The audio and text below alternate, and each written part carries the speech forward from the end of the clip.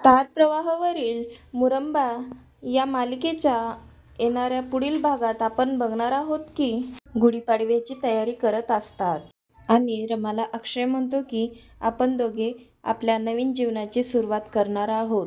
आता इकडे आपण बघतोय की नील आणि देविका माही व रमाला बांधून ठेवतात आणि तेव्हा देविका माहीला बोलते, उद्या वकील साहेब येणार आहेत, त्यांना तू सांगायचं की मी ड्रग्ज घेते आणि पॉवर ऑफ टर्नचे सर्व अधिकार देविकाला देण्यात यावे.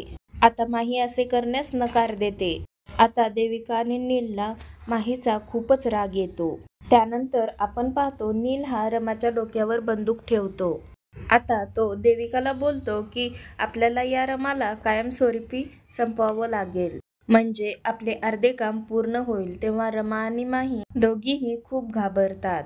साई हा त्याच्या आईला बोलतो, आई, माझं त्या श्रद्धावर खूपच प्रेम आहे आणि ते संकटामध्ये आहे आणि श्रद्धा दोघेही गायब आहेत आणि ते कुठे आहेत ते मला शोधून काढावं लागेल आणि असं काहीतरी आहे की जे माझ्यापासून लपवण्याचा प्रयत्न केला जात आहे. आणि तेव्हा माई देखील अतिशय घाबरते.